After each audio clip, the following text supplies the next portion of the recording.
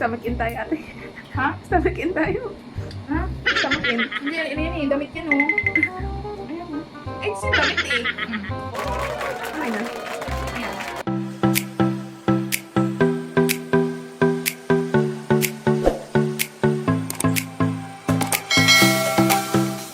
Hi guys! Welcome back to my YouTube channel. Isang magandang araw sa inyo, mga Lovey Loves ko. Andito na naman ang iyong chubby-hitang ate with the curves. So, for today's vlog, magre-review naman tayo ng masarap na naman na pagkain. And actually, I tried it na talaga.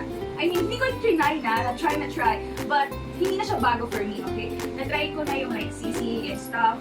Pero, I think this is something new, okay? So, for now, I want to say thank you for 𝗦𝗏𝗍𝗃 for sending me this yummy food.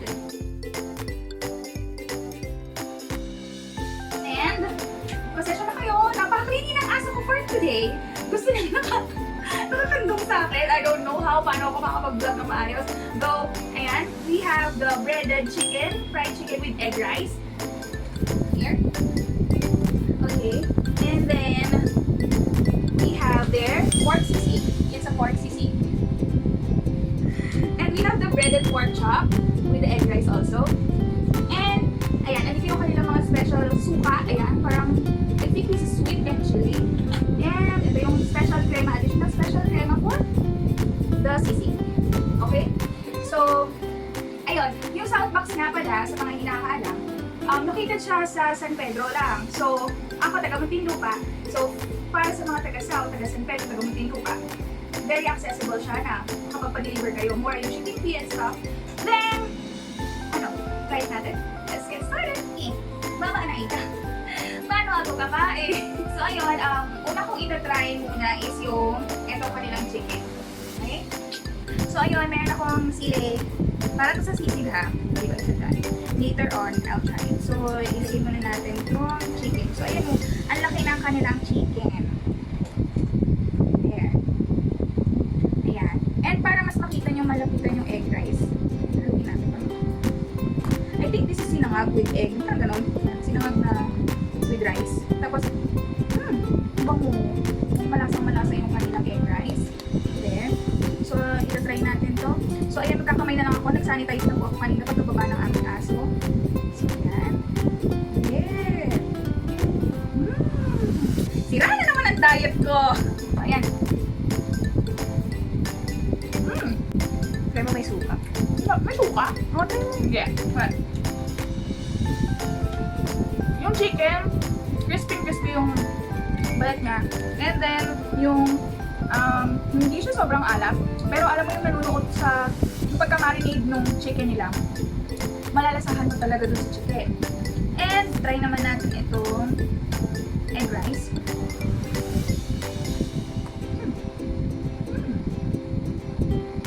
Yung egg rice nila, not your usual na sinangag rice. Para siyang may hindi naman maki-sabor eh.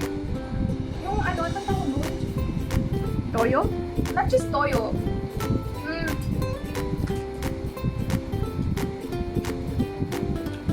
Hindi ko ma-explain, pero masarap siya, be. Basta yun. Feeling ko siguro dahil dun sa, siya, may bawang, then yung egg nandito malalasahan mo siya. Tapos parang meron dito nga, ano ba tawag dito? Yung ba yung tawag dito? Yung maliliit na down. Yun. Ayun, hindi rin niya alam. Try. Ng aking videographer. And then, so, sabi ng aking kapatid, i-try daw natin yung chicken na may suka. So, ayan. Let's try. Ayan. Try na pag-ibig tayo. Hindi ako masyadong fan ng chicken with suka. I think perfect tong suka dito sa breaded pork chop. So, try natin sa. Yung sarap nung yung sauce nila. Di ba pagbukas ko na nasahan ko na. Ay, sorry, may lipstick.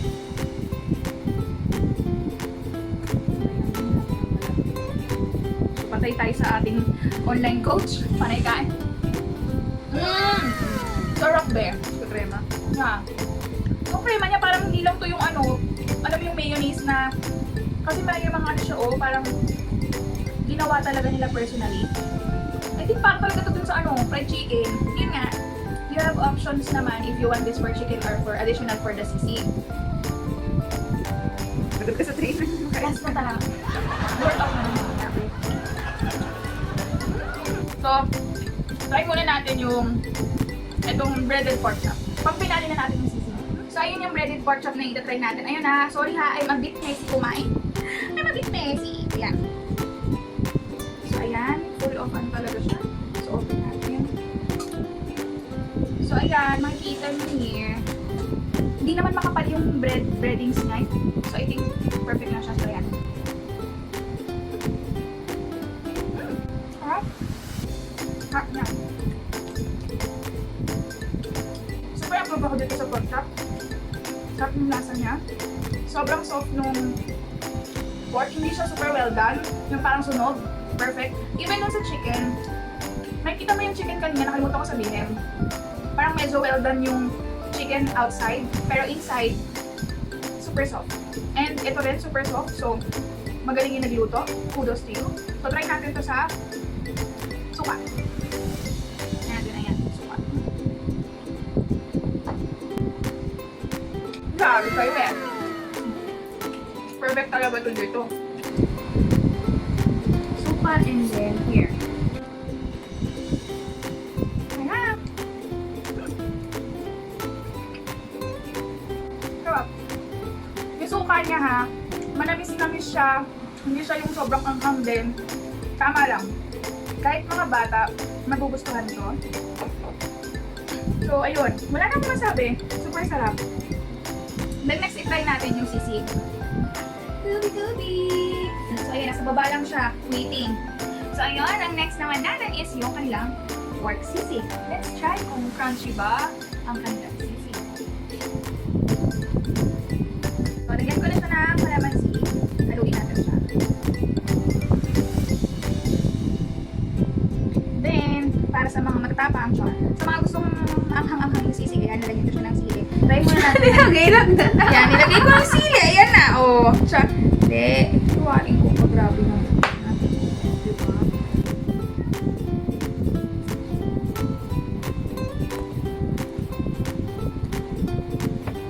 So, ayan. Tapos na natin siyang haluin. Ayan na siya.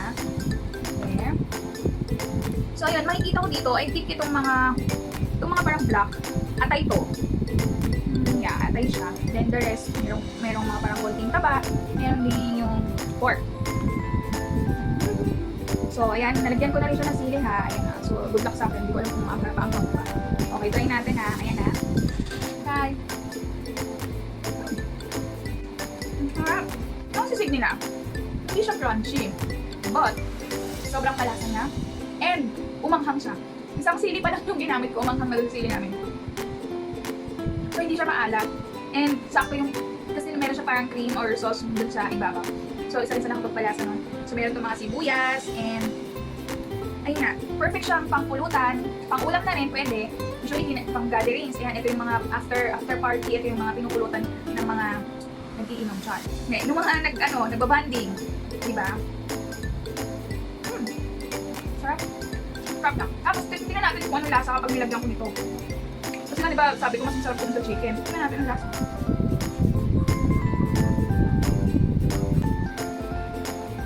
Mas lalo sa sumarap. As in. Super sarap nitong special crema nila as in. Ayan na naman po. Umaksaya na naman po yung aking doggy. Gusto na niya lumabas ng kwarto. So, kasi wala daw siyang napala sa vlog. Hindi nakakain. So, ayun. Overall, maganda yung packaging nila. Nasa disposable sila nilalagyan. Hindi ko na sila nilipat kasi nga maganda naman yung presentation. And, overall, pinakagusto ko lahat. I really recommend you to try this. Lalo na yung mga taga San Pedro, dito sa amin sa South sa Muntinlupa, you should really try it. I'll just put it in the description down below kung ano yung kanilang mga link. And yung page, yung link ng account nila, which is the 𝗬𝗏𝗍𝗃. You can follow them para maka-order kayo. And that's it. I hope you like this food vlog and see you again to my next vlog. And don't forget to, if you like this video, like, share, and subscribe to my YouTube channel and click the notification bell para updated ka sa aking latest vlogs. See you again next time! Bye! Sabi gusto mo chicken? Chicken? Chicken? Yan na. Yummer! See, pati siya nasarapan eh! Sarap! Chicken! Oo, sarap daw!